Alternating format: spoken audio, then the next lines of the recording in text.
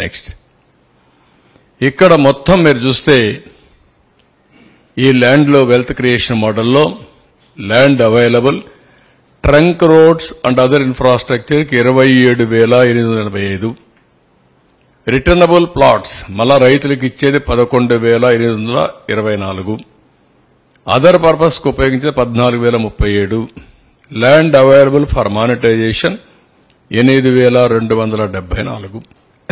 మొత్తం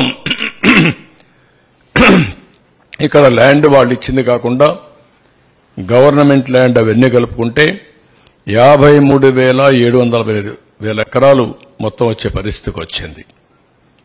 ఇవన్నీ కూడా మేము ఆలోచించింది.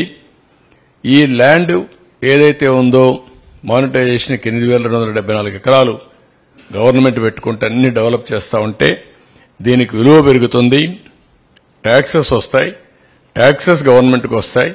ఈ ల్యాండ్ అమ్మినా సరే రాజధాని కట్టొచ్చనే ఉద్దేశంతో ముందుకు పోయాం. ఇదే మరి ఇంకొక పక్కన wealth generation due to economic activity, increase in tax collection due to construction service sector, ఇంకొక పక్క ట్యాక్స్ బేస్ విపరీతంగా పెరుగుతుంది, మల్టిప్లయర్ ఎఫెక్ట్లో ఎకానమీ అభివృద్ధి అవుతుంది, రిసోర్స్ జనరేషన్ అవుతాయి, వెల్త్ డిస్ట్రిబ్యూషన్ ఈ యొక్క వెల్త్ క్రియేట్ చేసి ఆదాయం పెంచితే సంక్షేమ కార్యక్రమాలు కూడా ఈ డబ్బులు మనకు వస్తాయని ముందుకు పోయాం. నెక్స్ట్ దీనిపైన మీరు ఒకసారి చూసినప్పుడు government of India capital gains exemption ఇచ్చారు రైతుల కోసం. ఇంకొక పక్కన 2,500 కోట్ల రూపాయలు రాజధానికి ఇవ్వడానికి ముందుకు వచ్చారు, అప్రూవల్ ఇచ్చారు. 1,500 కోట్ల రూపాయలు డబ్బులు కూడా రిలీజ్ చేశారు. ప్రైమ్ మినిస్టర్ వచ్చి ఫౌండేషన్ వేశాడు. జగన్మోహన్ రెడ్డి రాజధాని నడిమధ్యనే ఉండాలి అని గట్టిగా చెప్పాడు.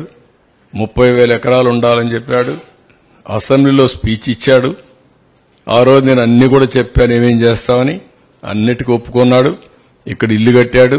ఇల్లు కట్టినప్పుడు కూడా నాకు ఇల్లు లేదు ఆయనకి ఇల్లు ఉందని చెప్పి గొప్పలు చెప్పుకున్నాడు, ఓట్లు వేయించుకున్నాడు.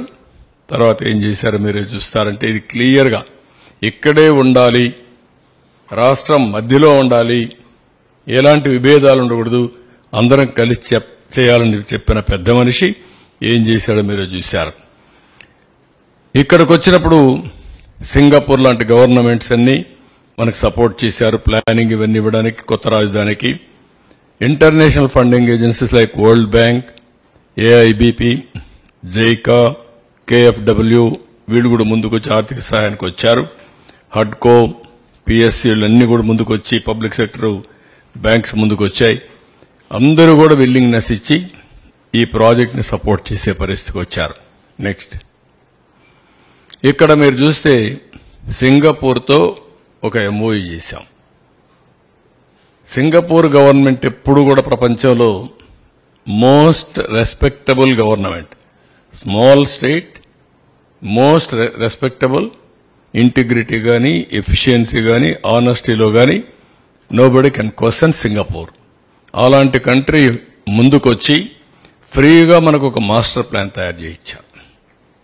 First capital region concept master plan ఇచ్చారు.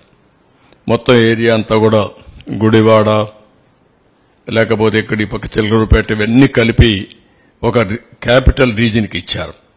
ఆ తర్వాత క్యాపిటల్ సిటీ మాస్టర్ ప్లాన్ ఇచ్చారు. ఆ తర్వాత seed capital area detailed master plan కూడా డీటెయిల్స్ ఇచ్చారు.